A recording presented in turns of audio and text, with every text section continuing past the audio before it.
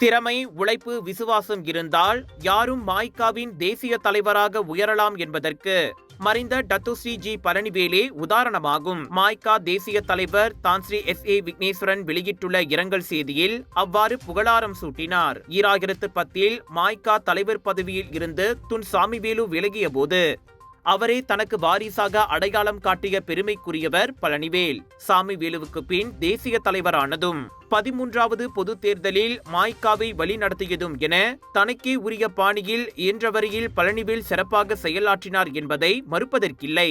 என்னை முதலில் செனட்டராக நியமித்து அரசியலில் 2வது சுற்று முன்னேற்றத்திற்கு வாய்ப்பளித்தவர் டத்துஸ்ரீ பழனிவேல்.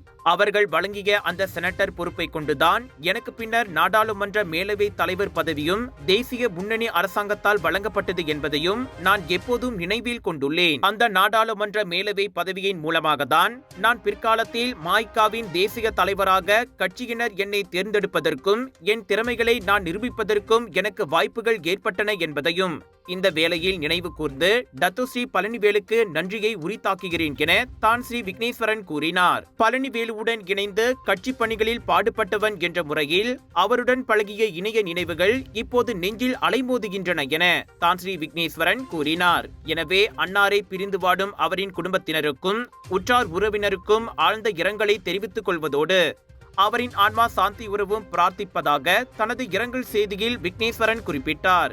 2013 அப்போதைய பிரதமர் டத்துஸ்ரீ நஜீப் ரசா அரசாங்கத்தில் இயற்கை வளம் மற்றும் சுற்றுச்சூழல் துறை அமைச்சராகவும் பணியாற்றியுள்ள 76 வயது டத்துஸ்ரீ பழனிவேல் இன்று காலை 8 மணிக்கு காலமானார்.